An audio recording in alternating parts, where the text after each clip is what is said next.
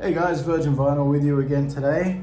So, if I was to list some of my all-time favorite guitarists, this guy would definitely be right up the top with, John McLaughlin and Alan Holdsworth, and that is, of course, Al Di Meola. Now, this album is Casino. This is his third album. Al rose to prominence, of course, as the second guitarist for Return to Forever after Bill Connors left after the incredible Hymn to the Seventh Galaxy. He joined for their second album of that era of the band and made an impact straight away. Hymn to the Seventh Galaxy is probably my favorite Return to Forever album. I love Bill Connors on that album. But I also, my first exposure to Return to Forever was No Mystery. And a lot of people sort of shit on that album, or not shit on it, but like they don't give it as much love as, let's say, Romantic Warrior or Where Have I Known You Before, which was the first one that Al did. And I actually love that album, No Mystery. I really think it's an absolute great. The production is not so great, so I think that's what lets it down. But if you actually listen to the playing on that album, it's incredible. It's some of their best playing, I think. And especially like Stanley Clarke. Listen to some of the shredding lines like he does on that album. It's incredible. But anyway, Al sort of he's one of those guitarists like John McLaughlin and Alan Holdsworth, who I mentioned before, who are as influential and groundbreaking as those guys. And what he did was really take the whole the shred. Well, he's like one of the guys who kind of invented shredding on the guitar.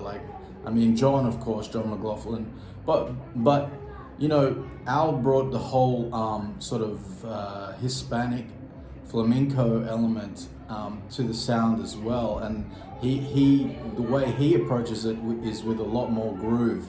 He's all about sitting, being fully aware of the time and having that Latin groove underneath everything, and it's very, very cool. It's very sensual and it's explosive. I mean, he plays his ass off. Of course, once he started doing his solo albums, they're as good as those Return to Forever albums. I mean, they're incredible. Land of the Midnight Sun is the first one. Really, really cool. The production is kind of a bit strange on that album or something. I don't know. I really like it though. I don't care. I think it sounds great. The second album, which is Elegant Gypsy, it tends to be the one that people say is the best. I'm not sure if I would argue with that. I think it probably is the best, but this one here, which is the third album, Casino, was kind of my favorite for most of the time that I've known Al, since I was 17 when I first discovered him. And the thing I love about this and about Al's music and Al's band is just the kicking rhythm sections that he always has that really highlight and sort of amplify how incredibly rhythmic and explosive and precise his shredding actually is. And listen, check out this lineup. So he's got, of course, Al on guitar, Steve Gadd, the mighty Steve Gadd, who has probably one of the sickest pockets of any drummer ever. I mean, the dude is a legend. He's awesome. I love Steve Gadd's playing. He's one of my favorites. Anthony Jackson, really amazing bass player. The guy is super adaptable. He's played on a million records. He can be really understated, but he can also explode when you want him to. He's one of the greats, one of the great bass players. You got the great Barry Miles on electric piano, doing a fantastic job. And who else have we got? Oh yeah, and on some of these tracks you got Mingo Lewis as well, doing some percussion. Is there anybody else we need to mention? Well, on the title track, you have Eddie Colon doing timbales and rototoms. But, you know, the core band on this album is just absolute, you know, perfection when it comes to jazz rock fusion. I mean, they just, when this album opens up with Egyptian Dancer, that song is just kicks ass. It just, the grooves are so deep, so in the pocket, and yet it's not locked down like sometimes it is when bands get super tight. You know, sometimes when bands like really lock in to that deep pocket, it sort of gets, you know, like if you listen to like Tower of Power, you know, they have that incredible pocket as well, but it's really kind of locked in, you know, and the horns are kind of doing everything, but even the horns are really locked in. But with this, it's super locked in, but it's also sounds expansive, and Al just sends it into space with his incredible guitar work. All of the tracks on here are really, really cool. Chasing the Voodoo is fantastic. Dark Eye Tango, Senor Mouse is really cool. The one of the sort of I guess exhibitions of, you know, Al's acoustic abilities that would sort of go on to become his main bread and butter is the Fantasia Suite for two guitars, which of course he plays the two guitars, and he absolutely destroys. It's incredible. He would do a few more of these kind of electric albums, like Electric Rendezvous and Splendido Hotel, and a few others. But eventually he would sort of move away, for the most part, on his albums, away from the electric guitar and pick up the acoustic guitar and sort of explore much more of that sort of that Latin realm, that sort of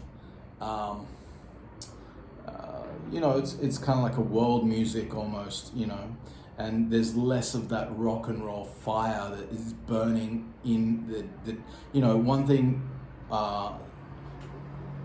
we sort of tend to lump all jazz rock or jazz fusion all in together, but there are distinct categories within jazz fusion. There's jazz funk fusion, there's jazz rock fusion, and then there's like, I think jazz fusion, which is kind of maybe more like of the avant-garde end of the spectrum. That's my definition, but the other two are much more clear. You know, like something like Headhunters is jazz funk. All right, that's some of the funkiest funk you're ever gonna hear too. Incredible. Herbie's funk is funkier than anybody, any funk player. I don't care. Like, those albums are the funkiest shit ever. But Al, you know, and Return to Forever and Mahavishnu and that side of things is jazz rock. And on those albums, even though the Latin is there, that feel is there, the flamenco feel as well, it's all also full of rock, you know, like kicking intensity, burning electric guitar all over the place, and it's got so much power to it, and that's what I absolutely love about it, and it's what I love about this album. I think it's got some of the most, I mean, Egyptian Dancer, I think that song, and, you know, Run with the Devil, Run for the, what's it called? Run for the Devil on Spanish Highway, is that what it's called? The Dinner Music for the Gods on Splendido Hotel, and Egyptian Dancer, I think, are his most fiery and explosive tracks. So one of them is here on this album, and I think the rest of the album has got plenty of firepower in it as well. Absolutely incredible album. I love this thing. I was really happy because I went into the record shop to pick up my Alan Holdsworth album, which I showed the other day, and because I ordered over the computer, online, I should say, such a boomer. They said you got 10% off anything in the shop, so I of course started flipping through the shelves, even though I was already over budget buying the Alan Holdsworth and what was the other thing I got while I was there? Well, I can't remember, but anyway, I saw this sitting there and I'm like, oh shit, yeah, I've got to have that. So secondhand. This is an Israeli pressing from 1978, so that's cool. Very, very happy to have that. One of my favorite jazz rock fusion albums from one of my all-time favorite guitarists. Anyway, guys, please hit that like and subscribe button. I need all the subs I can get. That would really help me out, and I'll see you guys tomorrow.